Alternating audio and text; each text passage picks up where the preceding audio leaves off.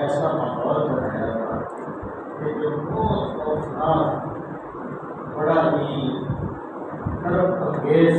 ماحول تھا کہ پورا ایک پہاڑ جو ہے جو پر اللہ تعالیٰ نے اوپر اٹھائی اور ایسے جیسے چھتری جیسے ہوتی ہے ایسے ہوتے دھواں اور آگ یہ ساری ان سے کہا کہ حضور ماں ہے رحمت بیٹو والی بس کو ماں کی یہ لالا یہ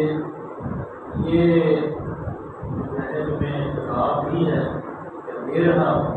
اسے مضبوطی کے ساتھ خاموں اور جو کچھ اس میں لکھا ہے اسے یاد رکھیں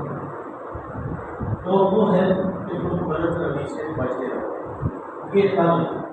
جو ہم نے آپ نے پڑھا تھا اور آج اس کا تسلسل یہاں بنی اسرائیل سے جو خطاب ہے وہ ختم ہو جاتا ہے. اب تمام انسانوں کی طرف اللہ کا رجوع جو ہے ان کے کلام جو ہے اور یہ بہت ہی اہم آیات ہیں اور ان کو اگر آپ غور سے سنیں گے کہ کوئی بھی دنیا کا نئی شعور آدمی جس کے اندر فیس ہے زندگی ہے روح ہے جو بولتا ہے دیکھتا ہے سنتا ہے چڑھتا ہے کھاتا ہے پیتا ہے چلتا ہے وہ اللہ کی ذات سے انکاری نہیں ہو سکتا. یہاں ایک ایسی بہترین اللہ نے مثال فرمائی ہے کہ اگر آپ تھوڑا سا غور اور توجہ کریں گے انشاءاللہ عزیز آپ کی طبیعت بھی اور آپ کا ذہن بھی یہ اس کو اثر کر لے گا اور پھر آپ کبھی بھی کوشش یہ کریں گے کہ آپ اللہ کی معلومیت کبھی باہر جانے کی کوشش نہ کریں اور جو اللہ کے قانون اور قاعدے ہیں اس کے اندر اپنی زندگی کو بسر کرنے کی کوشش کریں. فرمایا وکیل نہ کھانا رہا آج ہمیں ضرور جو بھی کیا تھا وہ اشہد ان سے الگ تو دے رہے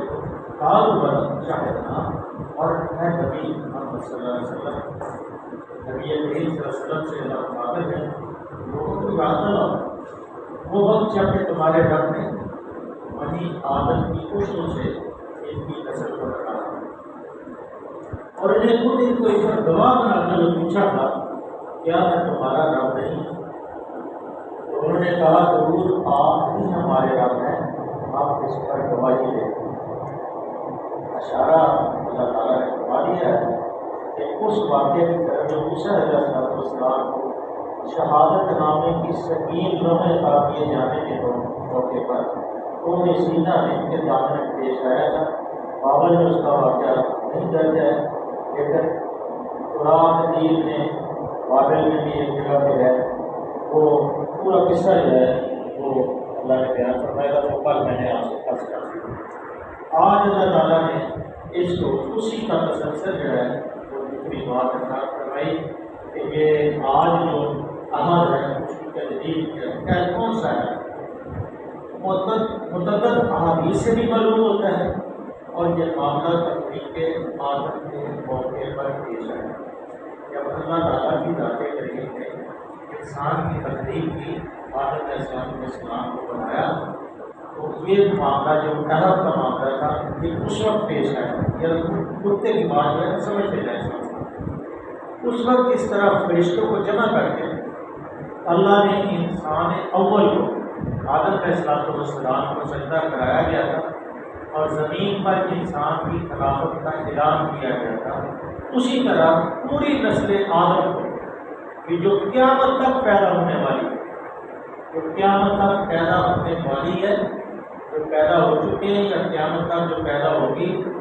اس اللہ تعالیٰ کی ذات کریم نے بیک وجود اور شعور بخش کر، یہ درخت کی بات ہے، یہ بڑی مطلب بات ہے، اس کو سمجھنے کے لیے تھوڑا سا عادت توجہ کی ضرورت ہے کہ جس طرح انسان پہلے انسان کو بنایا، اسی طرح اللہ تعالیٰ کی ذات کریم نے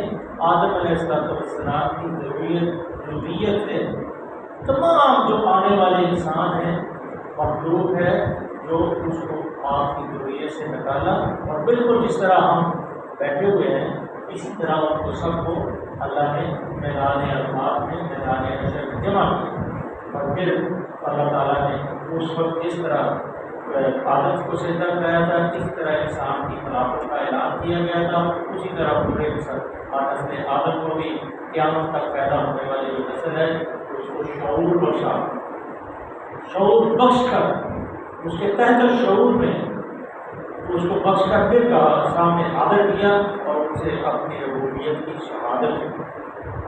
الستم بربکم۔ اس آیت کی تفسیر میں حضرت ابی بن کعب نے غالباً نبی صلی اللہ علیہ وسلم کے استفادہ کر کے جو کچھ بیان کیا ہے وہ اس مضمون کی بہترین ایکسپلینیشن یا شرح ہے۔ وہ فرماتے ہیں اللہ تعالیٰ نے سب کو جمع کیا اور ایک ایک قسم ایک ایک دور کے لوگوں الگ الگ گروہوں کی شکل میں مرتب کر کے انہیں انسانی صورت اور گویائی کی طاقت دی۔ ذرا یہ سمجھ لیں کہ آپ اس سے پہلے پیدا ہو چکے ہیں، یہ نہیں ہے کہ آپ ابھی پیدا ہوئے، بلکہ اس سے پہلے آدم علیہ السلام کی ذریعے سے آپ پیدا ہو چکے ہیں اور پھر دوبارہ آپ کی تخلیق کی گئی۔ پھر ان سے عہد مثال لیا اور انہیں اپنے آپ پر گواہ بناتے ہوئے پوچھا کیا میں تمہارا رب نہیں؟ تو ہم سب نے انہوں نے عرض کیا ضرور، ہم سب نے کہا ضرور ضرور آپ ہمارے رب ہیں۔ تب اللہ تعالیٰ نے فرمایا کہ میں تم پر زمین و آسمان سب کو اور خود تمہارے باپ آدم کو گواہ ٹھہراتا ہوں، تاکہ تم قیامت کے روز یہ نہ کہہ سکو کہ ہم کو اس کا علم نہیں تھا۔ خوب جان لو کہ میرے سوا کوئی عبادت کا مستحق نہیں، وہ میرے سوا کوئی اور میرے سوا کوئی رب نہیں، تم میرے ساتھ کسی کو شریک نہ ٹھہرانا۔ میں تمہارے پاس اپنے پیغمبر بھیجوں جو تم کو یہ عہد میثاق، یہ جو وعدہ تم مجھ سے کر رہے ہو، جو عہد و میثاق جو تم سے میں لے رہا ہوں، میرے ساتھ باندھ رہے ہو، یاد دلائیں گے، اور تم پر اپنی کتابیں بھی نازل کرو گا۔ اس پر سب انسانوں نے کہا کہ ہم گواہ ہوئے آپ ہی ہمارے رب اور آپ ہی ہمارے معبود ہیں، آپ کے سوا نہ کوئی ہمارا رب ہے نہ کوئی معبود ہے۔ اب پریشانی ہوگی آپ کو کہ یہ کیسے ہو گیا؟ بعض لوگ محض اس کو مثال تمثیل سمجھ لیں، شاید اللہ نے مثال دے کے سمجھا، تمثیل نہیں ہے بلکہ یہ حقیقت میں مبنی یہ بات ہے کہ اللہ تعالیٰ نے بالکل تمثیل کے انداز پر بیان کرنا بول کر اس کو لوگ لیتے ہیں، حالانکہ ان کا خیال یہ بالکل غلط ہے۔ اللہ نے قرآن مجید میں صرف یہ بات ذہن نشین کرانا چاہا کہ اللہ کی ربوبیت کا اعتراف انسانی فطرت میں پیوست ہے۔ اس ضمیر کے اندر، سب کانشیس کے اندر اللہ کا اقرار موجود ہے، اور اس بات کو یہاں ایسے انداز سے بیان کیا گیا ہے جو یہ واقعہ تھا جو عالم حاضری میں پیش آیا، لیکن آپ اس تعبیر کو صحیح نہیں سمجھیں۔ اللہ یہ جو لوگ سمجھتے ہیں یہ تمثیل ہے کہ اللہ نے مثال نہیں، تو یہ صحیح نہیں۔ قرآن اور حدیث دونوں میں سے بالکل ایک واقعہ کے طور پہ بیان کیا، جیسے کہا رسول میں رب، اگر کوئی چیز اللہ کے سامنے موجود ہوگی تو پھر ہی پوچھا نا کیا میں تمہارا رب نہیں ہوں، تو سب نے کہا قالوا بلی۔ اور صرف بیان واقعہ پر اکتفا نہیں کیا گیا، بلکہ یہ بھی ارشاد ہوا ہے کہ قیامت کے روز بنی آدم پر حجت قائم کرتے ہوئے اس ازلی عہد و اقرار کو سند میں پیش کیا جائے، جواز پیش کیا جائے گا، گواہی کے طور پہ پیش کیا جائے گا۔ لہٰذا کوئی وجہ نہیں کہ ہم اسے محض ایک مثال بیان کرا دیں۔ ہمارے نزدیک یہ واقعہ بالکل اسی طرح پیش آیا تھا جس طرح عالم حاضری میں واقعات پیش آیا تھا۔ جیسے کوئی حادثہ ہوتا ہے سامنے پیش آتا ہے، سمجھ لگتی ہے تو مر گیا زندہ ہے سب پتہ چلتا ہے، بالکل اسی طرح اللہ تعالیٰ نے پھر واقعہ ان تمام انسانوں کو جنہیں وہ قیامت تک پیدا کرنے کا ارادہ رکھتا تھا بیک وقت زندگی، شعور اور گویائی عطا کر کے آپ کے سامنے حاضر کیا، اور پھر واقعہ نے اس حقیقت سے پوری طرح آگاہ کر دیا تھا کہ ان کا کوئی رب اور کوئی الہ اس کی ذات اقدس و اعلیٰ کے سوا نہیں ہے، اور ان کے لیے کوئی صحیح طریقے زندگی اس کی بندگی اور فرما برداری اسلام کے سوا نہیں ہے۔ اس اجتماع کو اگر کوئی شخص بعید الامکان سمجھتا ہے تو محض اس کے دائرہ فکر کی تنگی کا نتیجہ ہے، ورنہ حقیقت میں تو نسل انسانی کی موجودہ تدریجی پیدائش جتنی قریب الامکان ہے اتنا ہی ازل میں ان کا مجموعی ظہور اور ابد میں ان کا مجموعی نشر و نشر بھی قریب الامکان۔ جیسے نشر نشر ہوگا اور جس طرح آپ تدریجی ہم پیدا ہوتے ہیں، بار بار انسان پیدا ہو رہے ہیں، بڑھتے جا رہے ہیں، اسی طرح وہ بھی بات ہے۔ پھر یہ بات نہایت معقول معلوم ہوتی ہے کہ انسان جیسی صاحب عقل و شعور اور صاحب تصرف و اختیارات کا حقوق کو زمین پر بحیثیت خلیفہ معمور کرتے وقت اللہ تعالیٰ اسے حقیقت سے آگاہی بخشے اور اسے اپنی وفاداری کا بوجھ دے، اور اس معاملہ کا پیش آنا قابل تعجب نہیں، بلکہ اگر یہ پیش نہ آتا تو ضرور قابل تعجب ہوتا کہ جب لوگوں کو پتہ ہی نہیں ہے کہ ہمارا رب کون ہے، لیکن یہ اللہ تعالیٰ نے پہلے اعلیٰ انسانوں کو سمجھا دیا۔ ان تقول یوم القیامت انا کنا عن، کہیں تم قیامت کے روز، اب اللہ نے اس مثال جو بیان کیا ہے، جو حقیقت بیان کی ہے، کہیں تم قیامت کے روز یہ نہ کہو کہ ہم تو اس بات سے بے خبر تھے۔ اس بات سے بے خبر تھے کہ آپ نے ہمیں یہ فرمایا کہ الست بربکم، کیا میں تمہارا رب نہیں ہوں؟ ہم سب نے کہا قالوا بلی، یہ بالکل ہم نے روز روشن کی طرح تصدیق ہو۔ انا کنا عن ھذا غافلین، کہ اس بات سے بے خبر تھے، یا یہ نہ کہنے لگو کہ شرک کی ابتدا تقول انما اشرک آباؤنا من قبل وکنا ذریۃ من بعدہم افتہلکنا بما فعلوا تدبیر، کہ تم یہ کہنا شروع کر دو شرک کی ابتدا تو ہمارے باپ دادا نے ہم سے پہلے کی تھی اور ہم بعد میں ان کی نسل سے پیدا ہوئے، پھر کیا ہمیں اس قصور میں پکڑتے ہیں جو غلط کام لوگوں نے کیا تھا۔ اس آیت میں جو غرض بیان کی گئی ہے، جس کے لیے ازل میں پوری نسل آدم سے قرار دیا گیا، وہ یہ ہے، ذرا غور سے سنیں، ذرا یاد کرنے والی بات میں نے بڑی محنت کر کے اس کی یاد کی ہے کہ ان انسانوں میں سے جو لوگ اپنے اللہ سے بغاوت اختیار کریں، وہ اپنے اس جرم کے پوری طرح ذمہ دار قرار دیں۔ یہ نہیں ہو سکتا کہ ہم کہہ لیں کہ ہمارے باپ دادا نے یہ کام کیا، بلکہ وہ عہد جو ہم نے کیا تھا اللہ سے، جو ہمیں یاد نہیں ہے، جو دہشت تحت و شعور میں اللہ نے اس کو ذرا تھوڑا محو کر دیا تھا، تو ہم اس ذمہ داری سے فرار اختیار کریں، انہیں اپنی صفائی میں اناد و لا علمی کا عذر پیش کرنے کا موقع ملے، اور نہ وہ ثابت نظروں پر اپنی گمراہی کی ذمہ داری ڈال کر خود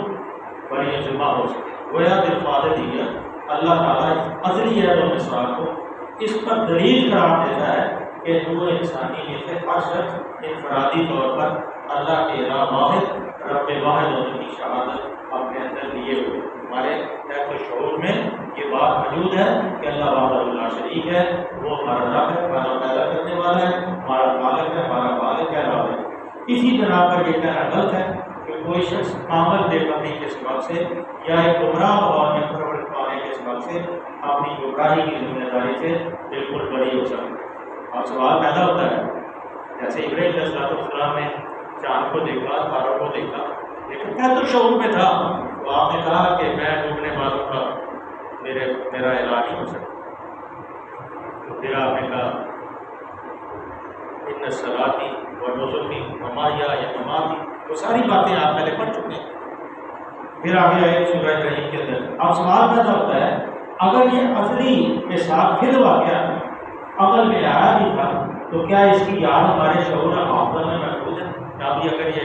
آ گیا تھا تو کیا ہمارے حافظے میں؟ اب یہ سوال ہمیں ذہن میں آتا ہے کہ کیا ہمیں یہ یاد ہے؟ کیا ہم میں سے کوئی شخص یہ بھی جانتا ہے کہ آغاز افرینش میں وہ اپنے اللہ کے حضور پیش کیا گیا؟ یہ بھی سوال ہے کہ کیا ہم اللہ کے سامنے پیش کیے گئے تھے؟ اور اس سے الستو بربکم کا سوال ہوا تھا تو اس نے بلا کہا. اگر نہیں تو پھر اس افراد کو جس کی یاد ہمارے شعور حافظہ سے محو ہو چکی ہے ہمارے خلاف وجود کیسے قرار دیا؟ یہ ایک سوال. اب اس کا جواب، اگر اس کے ساتھ کا لفظ انسان کے شعور حافظہ میں تازہ رہنے دیا جاتا تو انسان کا دنیا کی موجودہ امتحان گاہ میں بھیجنا سرے سے فضول ہو. اس لیے پیدا کیا لیکن جو بھائی حکم آسن ہونا، اس لیے پیدا کیا کہ دیکھا جائے اس مساعد کی مطابق کون اپنے عمل لے اللہ کے حضور پیش کرے. اس لیے وہ تحت شعور سے اس کو محو کر دیا جائے، کیونکہ اس کے بعد تو اسے سمائش امتحان کی کوئی معنی باقی نہیں رہتی. لہذا اس نقش کو شعور و حافظہ میں تو تازہ نہیں رکھا گیا، لیکن تحت شعور سب کانشیس مائنڈ کے اندر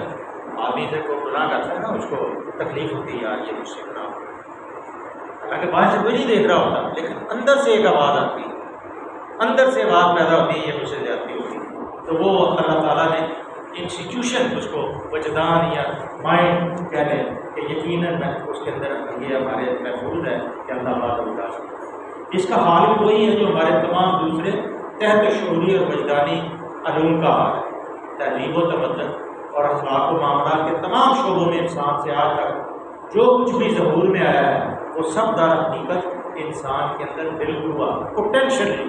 کہ جب آپ دوائی ایجاد کرتے ہیں، جہاز ایجاد کرتے ہیں، گاڑی ایجاد کرتے ہیں، انجن بناتے ہیں، دوائیاں بناتے ہیں، یہ سب اللہ تعالیٰ نے انسان کے اندر بالکل ہوا پوٹینشلی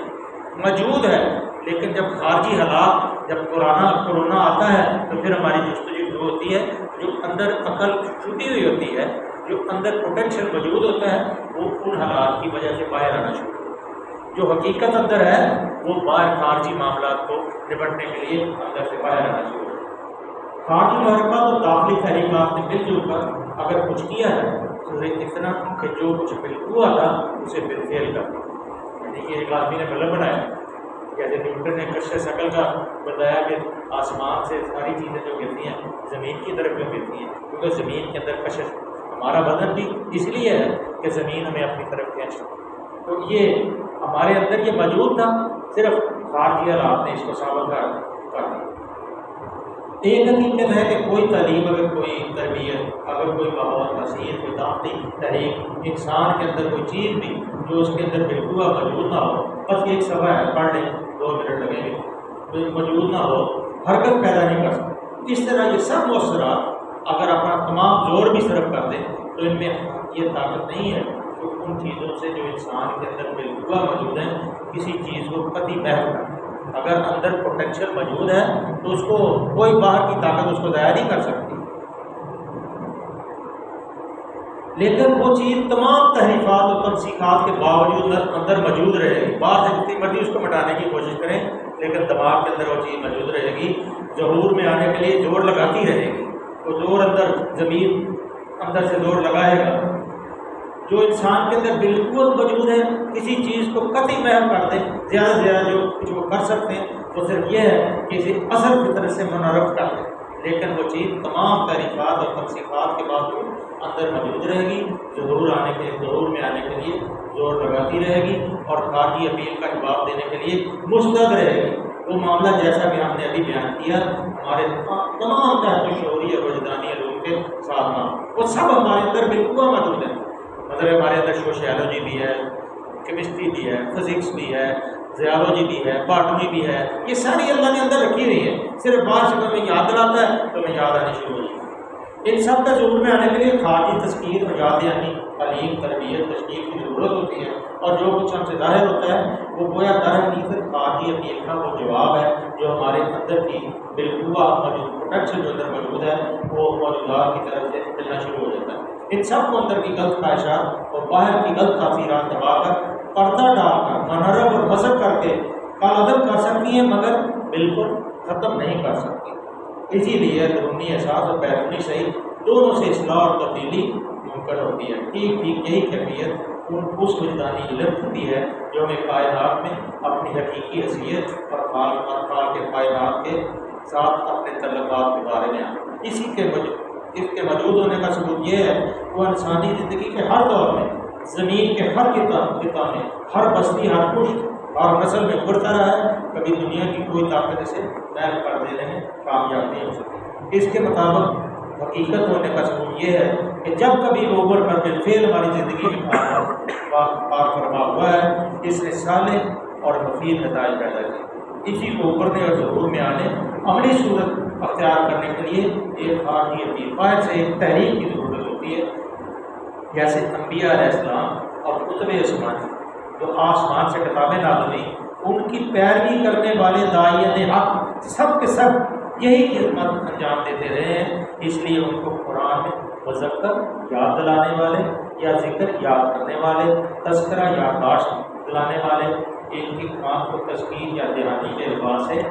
تعبیر کیا گیا، جس کے معنی یہ ہے کہ انبیاء اور کتابیں اور داعیان حق انسان کے اندر کوئی نئی چیز پیدا نہیں کرتے، بلکہ اسی چیز کو ابھارتے ہیں، جو اسی چیز کو تازہ کرتے ہیں جو اندر انسان کے پہلے نفس کے اندر موجود ہے۔ اس سے یہ الستو بربکم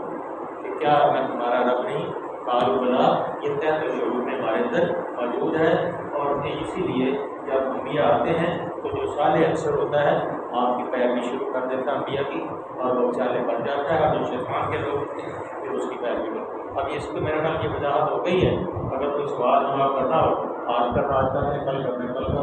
اگر یہ تحت شعور میں ہو کہ ہم اس سے پہلے اپنے اللہ کے حضور پیش ہو چکے۔ اللہ صلی اللہ علیہ وسلم اللہ